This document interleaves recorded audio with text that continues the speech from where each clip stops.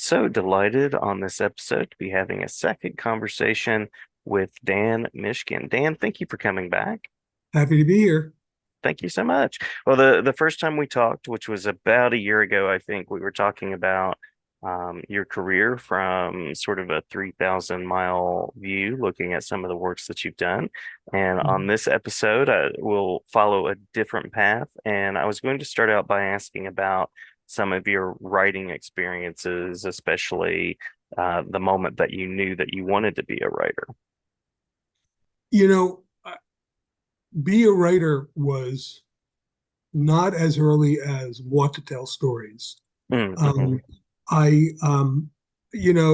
I think that by the time I was reading Superman comics, I was imagining other Superman stories. I remember when in the 90s they did the death of Superman and then the disappearance of Superman and what happens with a world without a Superman.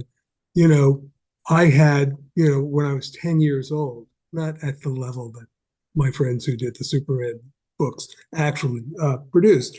I had this idea of what would we like to tell the stories of Lois Lane and Jimmy Olsen and Perry White and all those people if Superman was on a long space mission.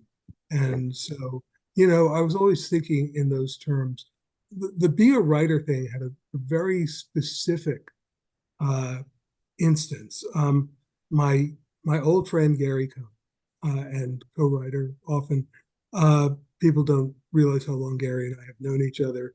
We we were talking one time. We were about 15, and he said, "I'm going to be a writer," Hmm. and I didn't realize people could say that. It was like, oh, you can you can set that as what you want for an actual career, Hmm. and Hmm. and move toward that. I was um, Gary was always a push harder person than me. So I was, I would like knock gently on a door so softly that nobody heard me tapping. Uh, Gary was bolder than that, so I latched onto his boldness, and then I said, yeah, I could be a writer. It wasn't the Yes. only thing I thought of being, but by the time at the end of college, I went to the Clarion Writers Workshop in speculative fiction, and that was a great experience. Even though I don't think I produced a lot or a lot that was good, I learned a lot. Um, and then so that was 1970 versus 5 years before. After that, before I sold anything, I was writing short stories and not selling them, but also knocking on comic book doors, and eventually, eventually found Jack Harris when he was starting a new anthology titled Time Warp, which was a sort of House of Mystery in space kind of thing. And I may have said this the last time. Learned a fantastic lesson. Um, Jack had his little story Bible. This is what we want, beautiful girl. It's kind of like old EC stories, Hmm. although with more limitations because it's comics code. Um, where you'd have, girl astronaut. We wouldn't say woman back then. It's girl astronaut. And she gets this planet where she ends up being eaten by a lizard monster. So it was all twist endings that were tended to be disturbing. Hmm. Um, so Gary and I came up with a dozen springboards for stories and sent them to Jack. And the one he wanted us to develop was the one that violated his rules. Hmm.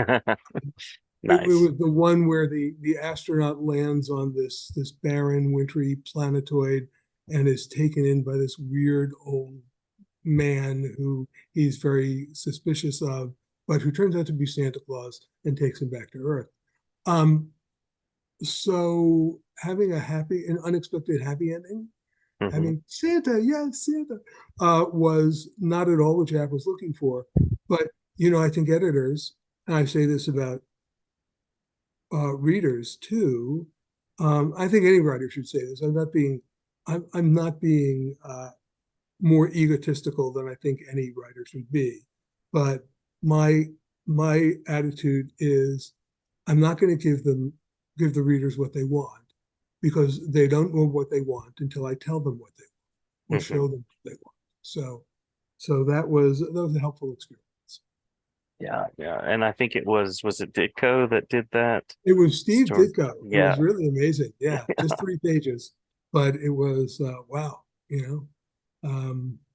So yeah, that was great. And then, then all the anthology stories started pouring out because that's a great way of breaking it at DC at that time. There was House of Mystery, House of Secrets, Unexpected, weird war, weird Western, um, all those things.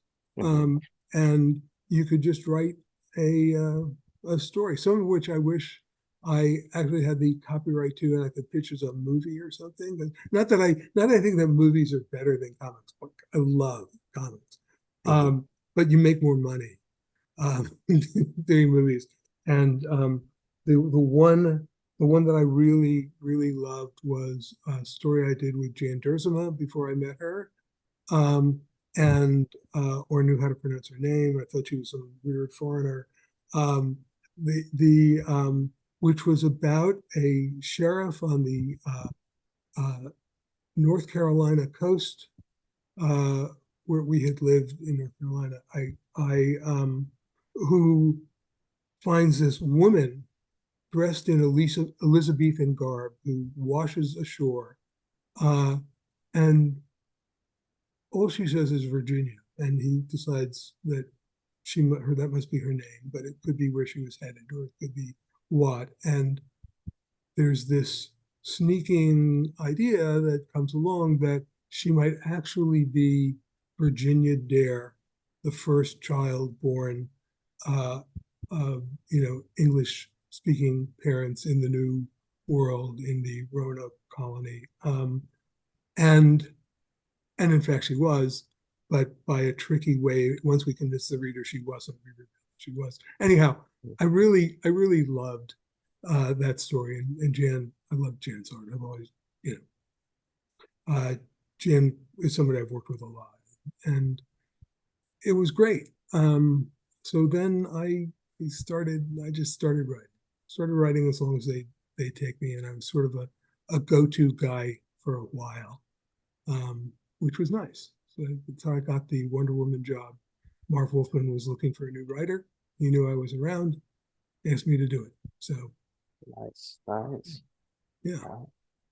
You were talking about knowing that you wanted to write stories before you wanted to be a writer or tell stories.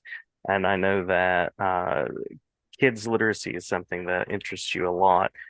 Anything that you'd like to share about how that became an interest? Well, so it's I've got to say um, that it's kids' involvement with comics Hmm. that's Hmm. that's an interest. I mean, literacy is great, but I mean it is, of course, but but um, I get a little bit of a, I don't know, bad taste in my mouth when people say, "Oh, it's great that there are all these comics for kids because that will be helpful for reluctant readers." Hmm. Hmm. And that's true.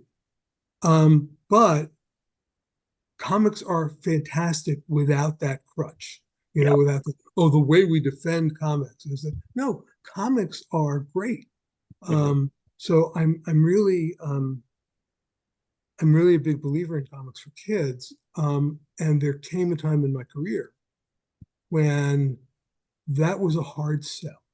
Um, for the economic reasons, for the aging of the audience, the distribution channels, all of that. You couldn't do by 25 years after Blue Devil, you couldn't you couldn't convince a DC or Marvel to go with a slap happy superhero. Yeah. Uh, Yeah. you and I still wanted to write that. I love the middle grade audience, the 10 to 13, the tweens, and I just I love the stories that I read when I was that age. I believe that kids still want those stories. Um, Unfortunately, um, DC and Marvel didn't want those stories. So my career, went in another direction, which was basically not writing comics so much. Although I did do a nonfiction comic, what I call a comic book documentary about the Kennedy assassination and Warren Report that came Hmm. out in Hmm. 2014. That was a really interesting experience. Uh, and that was so people talk about all ages comics, and I don't like to talk about all ages comics. I I prefer to say name an age and up, Hmm. Hmm. so it can be appreciated all the way to, an old guy like me. I Hmm. read plenty of kids comics because they're appealing, they're well done. There are so many good ones. So I not only found that the DCs and Marvels of the world didn't didn't have the same aims that I did, but that the the comic book companies that were starting out, in the late aughts and then into the 20 teens, that were like the comics divisions of Scholastic and Macmillan and Abrams Comic Hmm. Arts and or Abrams Comic Arts. It was division of Abrams, and we're starting to gain some foothold Hmm. in the world of comics. Not so much in the world of comic shops, but in the world of bookstores, because these were, the New York trade publishing houses, and they were trying to find a place for these comics, um, find readers for these comics, and go with, uh, you know, sort of natively originated comics, not like a manga or manga imitations, which, Hmm. are fine for what they do. Not mostly my thing, although I did spend a little while um, working for Tokyo Pop, taking bad translations, bad literal translations of Japanese manga, and rewriting those translations into, American comics vernacular. Hmm. Uh, Hmm. but I didn't, um, I didn't have, well, editor of Tokyo Pop said to me when I pitched him an idea, he says, you know, I've got you, a professional who really got the job done, but doesn't really get quite get manga. And I've got these young kids who definitely get manga, but they're sleeping and using drugs and Yeah. screwing around and all of that. And it'd be great to have that in one person, but he had to go with the people that he had to ride herd on, because they really understood manga in their bones. So what I found and have found really now for a number of years, although I'm still tickling away at, okay, how do I bridge this gap? Um, that while I'm too kid oriented for a DC or a Marvel, I'm my style, my pacing, my way of writing is so heavily um, steeped in American action adventure comics, Hmm. Hmm. and that's not what they're looking for. It's not manga, but the pacing is different. The you have the smaller trim size of the books where you have three or four or maybe five panel pages, which is very different from what I did. You look at something like Amethyst or Blue Devil, and they have lots more panels. And I wasn't fitting into their box either. So here's where my my love of comics for kids, my interest in spreading a passion for comics to kids came worked itself into another direction. Um, I met an artist who's become a very good friend, Jersey Drozd, who was one of the artists on the Warren Report book. Afterward, after, several years after we met, and I also have my friend Alex Simmons, the writer who started Kids Comic Con in the Bronx in New York, Hmm. which I Hmm. went to the first iteration of. It was great, and I said, "Geez, we got to do." So if I'm not going to write comics for kids, I'm going to present comics to kids. So we started a nonprofit. Jersey and I. He knew a librarian who was interested, Edith Donnell, um, who wanted to do that sort of thing. I knew Dan and Katie Merritt, who owned Green Brain Comics in Dearborn, Michigan. Um, and we came at these interesting different angles. Jersey, the artist and teaching cartoonist, me, the writer, Edith, um, the librarian, and Dan and Katie, the sellers. Hmm. And by coming from these different angles, we came up with a vision, a mission that made a lot of sense to us. That is all about having comics passion presented to kids. And we first did it where Edith worked in Chelsea, Michigan, next door to Ann Arbor. Um, and it was a great event. It was in many ways on the fly, but kids were excited. They they loved comics, and have always said to the guests who get tables at our shows, um, which are always free to the public. The tables are always free. Um, what I say to the guests is, well, yeah, I want you to sell your stuff, but it's more important to me that you sell your love of comics, Hmm. Hmm. um, because that is what our ethos is. So ultimately, we settled at a permanent home at the Ann Arbor District Library, which is a well-funded library, so they've been enormously helpful because our nonprofit organization, Kids Read Comics, is not only a nonprofit but a non-income. So it's so the Ann Arbor Library has been fantastic, and they've been the home for a number of years. So our first event was now 15 years ago, 2009. Had to Hmm. take a break for the pandemic, but we've been in Ann Arbor for a while. It's now the Ann Arbor Comic Arts Festival. And we have great people at the show. One of our early headline guests was Raina Telgemeier. Oh, Uh, nice, nice. Uh-huh. Raina before she was famous, Yeah.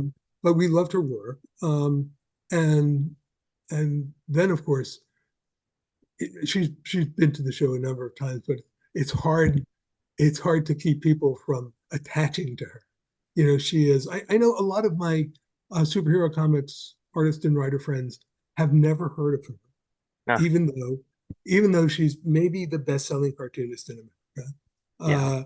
And I told her recently I was very impressed with the fact that there is a profile of her in the Atlantic, um, uh, because she's gotten all these other accolades, but I've been subscribing to the Atlantic since she was a toddler. So that was so that really impressed me. She said that her dad was impressed too. So in the older generation. So Raina, not only did great stuff at the show, she did great stuff for the show. She ended up um, telling her network of top-notch kids comics creators about A2CAP, Ann Arbor Comic Arts Festival. And they were interested and they came. And I have enough connections still in the comics world, and I have enough credibility and all of that. And with Raina's vouching for us, we've Hmm. had all, Faith Erin Hicks and Ben Hatke, uh, and uh, uh, Matthew Home, who with his sister Jenny does the Baby Mouse books, Hmm. Hmm. and all sorts of interesting people, people who really are on board with the idea that making kids fall in love with comics is an important task, Hmm. and it's important beyond selling their own books right at that particular moment. Um, so that's been great. We have our show coming up June 15th and 16th this year at the Ann Arbor District Library uh, with our headline guests are Vera Brosgol, uh, Hmm. Nathan Hale, James Kochalka, and Jen Wang, uh, all of whom do great books for kids and work in different styles. It's really important for us to find people who are appealing in different ways to different kids. Yeah. Um, for a little bit, we tried to sort of age up our audience, bring in other people, just make sure they know what kind of books they can show to kids and have on their table or let kids open up and all of that. But as it happened, the library had the idea of doing a fall A2CAF event, which is more directed at older teens and adults, Hmm. the small and indie press version of A2CAF. And that means we can kind of return back to okay, we're all about the kids up to 12 or so. Um, and and that's been a great change for us because we've been really that focus is really wonderful for us. And now I've named all these big names. There's also so here we are in Michigan. Um, there's a lot of comics talent local Hmm. in Michigan, in Chicago, in Columbus, in the Midwest in general. People who can come easily, even people who are coming. John Gallagher is coming from the DC area. I believe he's in Hmm. DC here, and that's not such a terrible drive. And it's really been it's really been great to have these people. So we end up with between 50 and 60 tabling guests. And they're, they might only have web comics or so they might bring, you know, worksheets, coloring sheets or drawing sheets or whatever. We one year uh, had a girl who was 7 years old who said to one of our guests, gee, how can I be an artist like you? She had her little stapled together mini comic. And she said, how can I be an artist like and he said, you're already an artist, comic book artist like me. He says, the only difference is which side of the table we're sitting on. So the next year, as an 8-year-old, we had her come to the show with her stapled together photocopies. I'm Hmm. old enough that I almost said mimeographs, Hmm. her photographs, photocopies, and sold them for 25 cents and sat there with her mom and had a great experience and really Awesome. lived what we do. And part of what we do is have workshops, hands-on workshops about making comics. So we have people like Matt Fiesel, who does Cynical Man and other and oh gosh, also Matt has this tremendous style where he works in stick figures, and you'd think, well, anybody can do stick figures, but not everybody can present stick figures in fluid action Hmm. in sequential panels the way Matt can. So he does that. But Matt also has a 90-minute make your own mini comic workshop. So he has, kids and their parents come in. He starts with a sheet of paper, and they end up with a mini comic that they've Hmm. written and drawn. And it's and that passion for creation is as much a part of what we're doing as the passion for reading, becoming lifelong comic book readers. That's what we do. So I'm still coming up with ideas. Uh, Jersey and I are working on a couple of things now because he's 20 something years younger than me, works with kids all the time as a teaching cartoonist. Um, and I am relying on him to hold back my uh, superhero style, action adventure style Hmm. Hmm. pacing, storytelling to not uh, simplify. I probably, because I tell the story all the time, I told you the story of might have told you the story of my friend Ernie Colon, who drew Amethyst, who also did on the 5-year anniversary of the 9/11 attacks, um, did the comics adaptation of the 9/11 report. And Hmm. Ernie was interviewed on NPR and is asked, "Well, Mr. Colon, aren't you really simplifying a much more complex subject?" And he says, when we do comics, we're not in the business of simplifying. We're in the business of clarifying.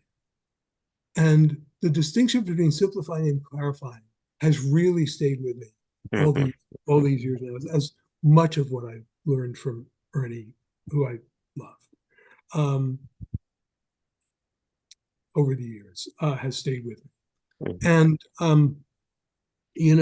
he so I'm feeling more able to do a story that takes the comic book um, requirement of clarifying uh, to to younger readers, and that means it means the fewer panels. It uh, uh, it means probably a story where less happens, Hmm. Hmm. um, but it's not it's not talking down. So if I can take my stories and rely on Jersey to help me, because he's a good storyteller himself, he's got a book coming out uh, the from Iron Circus called was it The Mysterious Dr. Bear? Uh, an occult teddy bear looking character. It's great. Um, and so that's Jersey Drozd, Drozd, Hmm. so people know to look for him. And he and I will, I hope, take these stories and make them into that kind of hits a kid in the heart kind of story that we really want to tell. That's the goal, you know. Wonderful. Because that's where I am now. I'm wanting to tell stories for young readers that will stay with me the way even really stupid stories that I read when I was a kid, like super baby stories. Uh-huh. Um, I would take a super baby story over so much of what's published in superhero comics today. I mean, I don't read a lot of superhero comics these days, but and some of them are great. I continue to love Mark Waid's writing as I love him as a person, and uh, it's like his what I've read of his World's Finest recent gig, has been really just. Hmm. It's like, yeah, I could have read that when I was 12, Yeah. um, so I want to find those kids. I also want to convince these New York uh, comics divisions of the trade publishers. I want to convince them that there's an audience for a little more complicated action adventure storytelling than they think. Hmm. Now, Hmm. I I don't sign the checks, so I don't get to make that decision. But I am going to try to make the argument over time. Um, the uh, I look at something like Tony Cliff's Delilah Dirk, if you've seen that. Hmm. Um, Hmm. uh, that's that's just action adventure. It's done in a uh, very nice, goes down easy style. That's not a what's the typical kid comic style now. It's closer to an action adventure style, traditional American action adventure style. Um, and I find it hard to believe that kids who say read Ben Hackey, who read Zeta the Space Girl and Mighty Jack when they're 7, 8, 9, 10, Hmm. will at age 11 or 12 say, I don't want characters who have adventures, you know, Right. or kids who read uh,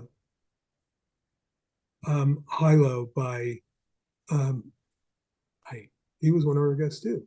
Yeah, Judd Winnick. Yes. Judd Winnick. I'm Yeah. sorry, Judd. Completely forgot your name. Um, so Judd's Hilo is also action adventure. It's got this straightforward style, um, uh, and it one of the differences I would say this description just occurred to me. Um, it doesn't trip over itself. Hmm. If you Hmm. look at these comics for kids compared to, say, the superhero comics that I was writing, my books would, not in a bad way, would trip over themselves. They'd go here and snatch something from here, and Hmm. uh, and it would it keep you guessing more. Visually, of course, comics always have to be um, visually legible. You have to know what's going on, or you have to know that something's being hidden for you. That's one of my maxims of comics. But you can hide things that are going to happen in the story. You can you can leave little clues that make readers feel really good when they discover it before it's revealed in the actual storytelling. Um,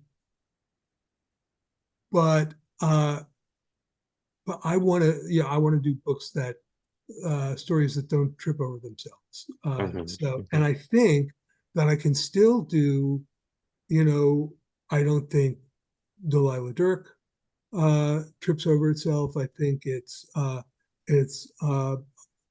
more linear storytelling, um, and I, that's where I would like to be heading with my work. It's what I see in so many of the books, web comics, whatever that come from the guests that we have at A2CAF. Hmm. Um, we yeah, I want to I want to do that. Ernie. It, so in his obituary in the New York Times, which I was probably the only time I'll be quoted in the New York Times, part of my Facebook remembrance of him made it into that obituary. One of his daughters um, talked about the fact that he never stopped working. So he was, I can't remember, 88 years old, maybe when he died. Never stopped working, and he would say, even when they're not paying me, I can't stop. Hmm. He's part of who I am. He was working, Louisa said, on on a version of a of Sleeping Beauty where she was very clumsy, and he called it Slipping Beauty. Um, so so so I as much as I've learned from Ernie and from a lot of from in comics, uh, I don't have I don't have a tenth of his his chops, uh, but I do have this impulse to keep telling stories. It's hugely important to me, and getting Superman and Wonder Woman and Spider-Man clothes for my grandchildren doesn't doesn't satisfy that urge. It satisfies other urges, but it's yeah, I have a real need to tell stories because stories are about communicating. I Hmm. mean, writing is about communicating. I've never understood people who said, no, I'm writing for myself. Why would you do that? And I'm sure they have good reasons. But, you know, why would you do that? I recently I recently wrote a eulogy, and a friend of mine said, "Oh, that was just so beautiful, so well done." And I said, "Well, I like to remind people every once in a while, uh, because it's part of the fabric of who I am. Yeah. Uh, Writing and being read is important. I'm luckily at a stage in my life where I don't have to make money from writing comics, Hmm. but or writing anything, but I really do want to be published. I want to be out there. So the money would be a sign that I'm being published rather than the other way. So that's what I'm looking for. And you know whether this story I'm thinking about involving an 8-year-old chess prodigy in 1920 who gets whisked by his great granddaughter from the future to, say, 10, 20 years from now, uh, to stop the AI that is threatening to destroy the world. Whether whether I'll make that work, I don't know yet, but I would really Hmm. like, and I would like people to react to it and Yeah. feel things. Um, so, you know, I'll keep on going. Well, wonderfully said. And it sounds like you and I have a lot in common in terms of thinking about just encouraging people to read and enjoy comics and see the value in comics. I am, of course, curious about where people can find out more about the festival, where they might be able to connect with you online, in person, and if they want to find out about this project that you're currently exploring, Oh, anywhere where they can look for updates on that. okay. We'll hold off on my virtually non-existent website, and say that the Ann Arbor Comics, Fest, sorry, let's start again. Ann Arbor Comic Arts Festival Hmm. is at a2caf.com. Also at uh, the library's website, the Ann Arbor District Library, aadl.org/A2CAF. At the library site, you'll also see you see the names of all the guests, uh, as well as our 10th anniversary video, our last show before the pandemic, which is really great. It tells you everything you want to know about the splendor, the wonderfulness, the exciting times people are having at A2CAF. So I encourage people to look at that. And now of course you had to remind me of Judd's name. Judd is in the video. Raina is in the video. Raul the third, Hmm. Hmm. right now he's in the video, um, and it's and there's a lot of kids having fun in the video, Nice. so it's really good. So go to either of those websites and you'll find out more. Um, Cartoonists, educators, librarians who might be in town, might be in this area or coming for the show. On Friday afternoon, we're going to have a panel with three of our headline guests about their influences from within comics, their influences from outside of comics, and um, how how that affects the way they create comics for kids. Our yeah, our we call it incubate with a K, incubate. Hmm. Uh, Hmm. and and I have no idea where there's a website for that, but there may be something on the a2cap.com site that links to that. Let's say A2 incubate. Um, and that's really interesting I think, for cartoonists, librarians, educators, just to hear. people people talk about doing comics for a more adult audience. So there's that. People ought to know about that. Um, I am almost certain that there is still an existing danmishkin.com website, Hmm. but Hmm. there's like nothing there.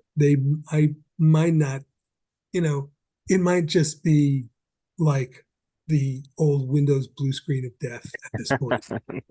But at some point when I've got something that I'm selling, I will probably, make that into a real website again. The Where people can find me talking about comics, my grandchildren, uh, and other things is on Facebook at facebook.com/Dan Mishkin.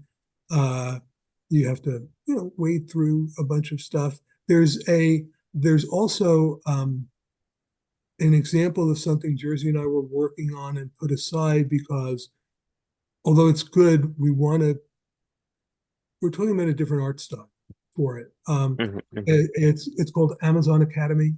It's Hmm. it's about a school in New York City. Once the Amazons have finally revealed themselves to the world, they have chosen this site for reasons that take a while to be revealed, to open a boarding school for Amazon girls and American girls, and one American boy whose name is Jordan. And they thought he was a girl, and he didn't know it was a girls' school, so they let him in anyway. And so that, like this first 24 pages that we did, so like a chapter, Hmm. at facebook.com/Amazon Academy. So people might enjoy looking at that. Seeing that I still know how to write dialogue. There's some Hmm. pretty good dialogue in there. I love writing comic book dialogue every time. So one of the reasons that I say I want to keep doing this stuff is that Hmm. every time I do it, I am just filled with joy. Hmm. I'm actually writing a comic. The plotting part is, that can be a little tortuous at times. But when it comes to figuring out, okay, how is this story going to work on the page? Hmm. What are the people going to say? What, uh, how are their voices going to differ? I mean, one of my goals has always been if you have a word balloon coming from off panel, you know who's speaking. And not because they use a catchphrase, but because you know who they are. Yeah.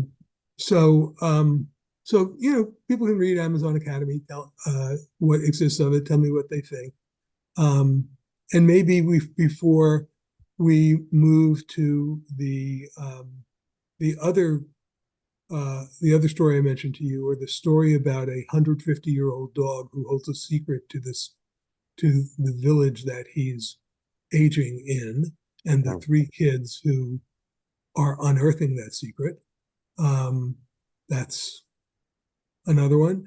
We may decide that we'll return to Amazon Academy, get him working in the different art style, and that might be the first thing. It probably would have been the first thing I did once I was really getting into kids comics again. Hmm. Um, if it wasn't for the fact that I came up with the idea of the Warren Report book, and my agent thought that was something he could sell. So that took, a couple of years out of my life. And Yeah. and then, then all sorts of things. Life is complex, Hmm. it's complicated in many ways. So now that Jersey and I think we want to take a different approach to Amazon Academy, maybe it's good that we stop and we might do that. But those things are out there. The Amazon Academy 24, 25 pages is out there on Facebook. The rest is locked in my head. Um, but so unless somebody has a way of reading my brainwaves, they cannot find out anything more than what I've told you about those projects. But they may come to be, um, because I keep wanting to work. But people can reach me on Facebook Messenger, and here I am. Wonderful, wonderful. It sounds like lots of creating ahead, and may it be so. May it be Thank you. so. And glad to talk with you anytime, Dan. I appreciate your passion for comics and reading and writing and creating. So it's been a wonderful conversation. That's great. I've really enjoyed it. Thank so much. Thank you. Thank you. Glad to talk Okay. anytime. All right.